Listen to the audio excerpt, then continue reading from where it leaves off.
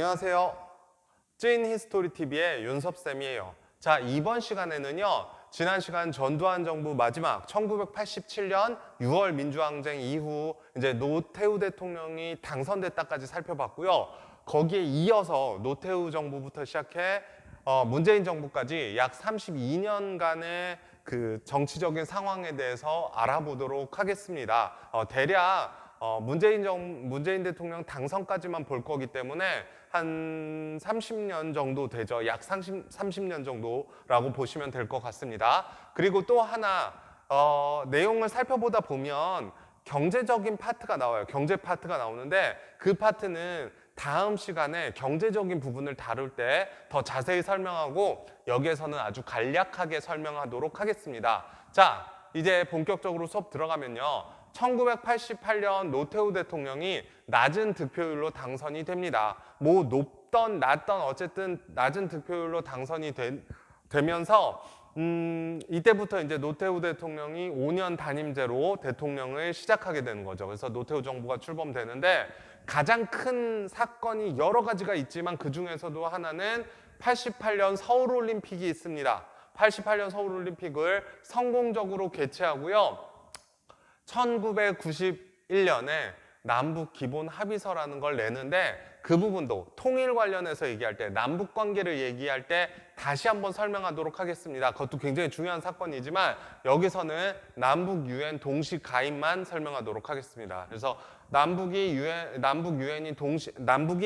유엔에 동시 가입을 하는데요. 1991년 9월 18일에 동시 가입을 합니다. 그리고 베를린 장벽이 무너지고 소련이 해체되면서 이 공산주의 국가들과도 우리나라가 국교를 맺게 되는데요. 소련 같은 경우에는 1990년에 국교를 정상화하게 되고요. 중국과는 1992년에 국교를 정상화하게 됩니다. 그래서 이 부분들 잘 기억해 주시면 좋을 것 같아요. 언제 공산주의 국가들과 국교를 했는지 그 이유 원인으로서 베를린 장벽이 무너지고 소련이 해체되고 뭐 이런 것들이 있고 남북이 유엔에 동시 가입하고 이런 내용들이 있다는 거 기억해 주시면 될 것 같고요.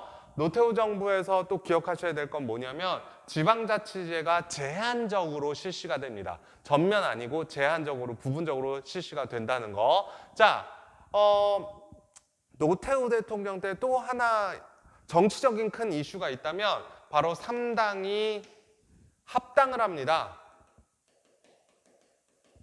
이 3당은요, 노태우가 이끌고 있었던 당과 김영삼이 이끌고 있던 당이 합쳐지면서 민주자유당을 창당하게 되고요. 이 민주자유당을 창당해서 결국 노태우 뒤를 이어 누가 대통령이 되게 되냐? 여당이었던 김영삼 대통령이 되게 됩니다. 민간인 출신 대통령으로서요.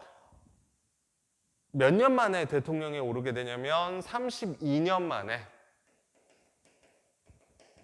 이승만 대통령에서 끝나서 장면 정부 윤보선 대통령 이후로 32년 만에 박정희 정부 때부터 노태우 정부까지 이 군부가 끝나게 되고 드디어 이제 민간인 출신 대통령이 다시 뽑히게 됐다라는 거죠. 자, 김영삼 정부 때는요. 금융실명제를 실시했고요. 부동산 실명제를 했습니다. 금융실명제라는 건 이전까지는 통장을 만들 때 본인이 직접 가지 않아도 이 이전까지는 가서 통장을 만들 수가 있었어요. 그래서 뭐 아무나 자기 비자금을 조성하기 위해서 가짜 통장을 만들어서 거기에다 쓸 수 있었는데 그걸 이제 못하게 하는 게 금융실명제 그리고 부동산 실명제까지 하면서 재산이 좀 더 명확해졌다라는 거. 그리고 지방자치제를 전면적으로 실시하게 됩니다.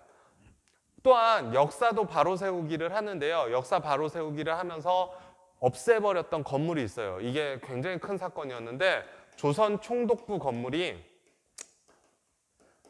경복궁에 가면요. 경복궁 광화문이 있어요. 이렇게 광화문이 있고 근정문이 있고 근정전이 있거든요. 요 사이에 이렇게 들어와 있었어요. 조선 총독부 건물이. 근데 이 건물을 폭파시켜서 없애버립니다. 아예. 네, 이거 굉장히 중요하죠. 일제가 우리나라 경복궁의 그 흐름, 길을 꺾기 위해서 여기에다가 만들었는데 그걸 없애버렸다는 거예요. 자, 그리고 OECD, 경제협력개발기구인 OECD에 가입을 할 정도로 우리 경제가 많이 성장을 합니다. 그런데 이게 삼저우황이나 이런 것 때문이지만 뒤에서 다시 한번 설명할게요. 그것 때문에 이렇게 성장은 했지만 약간 거품이 많았고 결국 이 거품 때문에 바로 1년 뒤에 96년에 OECD 가입하고 97년에 IMF 국제금융기구의 지원을 받게 됩니다. 거의 우리나라가 경제적으로 망해버린 거죠. 그랬다가 이게 언제 회복이 되냐? 바로 그 다음 정부인 김대중 정부 때 만들어지게 된다, 회복된다라는 거죠. 자, 김대중 대통령이 됐는데요. 98년에 헌정사상 선거를 통한 최초의 평화적인 정권 교체인 거예요. 헌정사상, 그러니까 헌정, 그 헌법으로 정한 정부가 나온 사상, 선거를 통해서 평화적으로 야당의 대표가 대통령이 됐다라는 거죠. 자, 그러면서 외환위기 극복, 아까 얘기했죠? 97년에 된 게 약 4년 만에 우리나라가 외환위기를 극복합니다. 뭐 근무후기 운동이나 이런 걸 통해서 외환위기 극복하고요.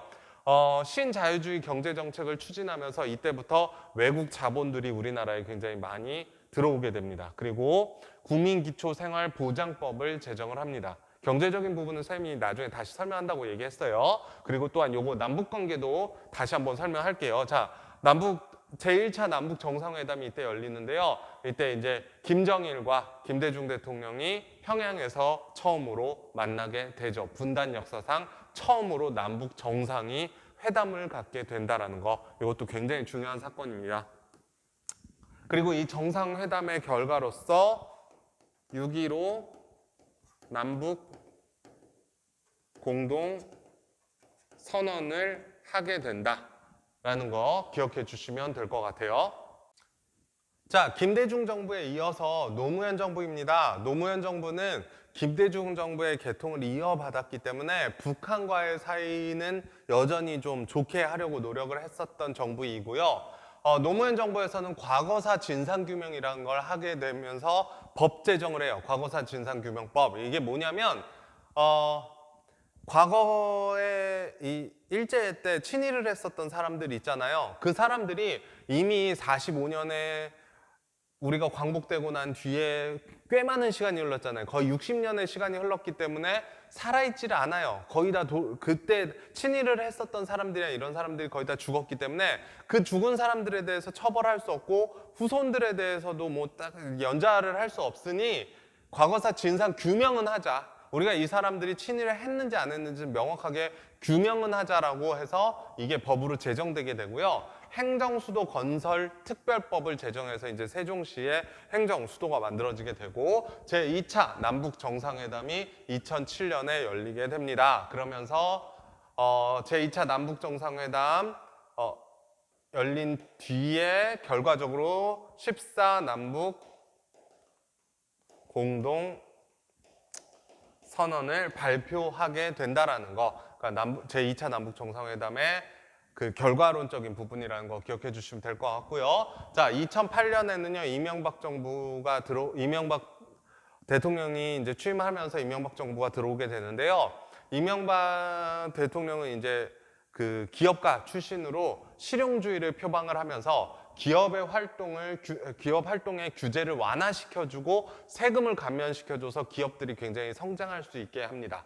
또한 G20 정상회의도 우리나라 서울에서 개최를 하게 되고요. 그래서 우리나라가 이렇게 경제적으로 발전했다라는 모습을 보여주게 되고 그 뒤를 이어받은 박근혜 정부는 이제 박근혜 대통령이 최초로 여성 대통령이 2013년에 되는데 문제는 이제 여러 가지 그 사건에 의해서 2017년 3월에 결국 헌법재판소에 의해 파면당하고 문재인 대통령이 당선되면서 우리나라 현대사는 이렇게 흘러오게 됩니다. 그래서 여러분 오늘 노태우 정부부터 시작해서 문재인 대통령 당선까지 살펴보았는데요. 이제 경제적인 부분이나 남북관계에 대한 부분이나 중간중간에 조금 더 추가돼야 될 우리나라에서 개최했었던 뭐 평창 동계올림픽 이런 것도 안 적었잖아요. 그런 부분들은 나중에 다시 설명하면서 한번 이야기하도록 하겠습니다. 자, 오늘 수업은 이렇게 마치도록 하겠습니다.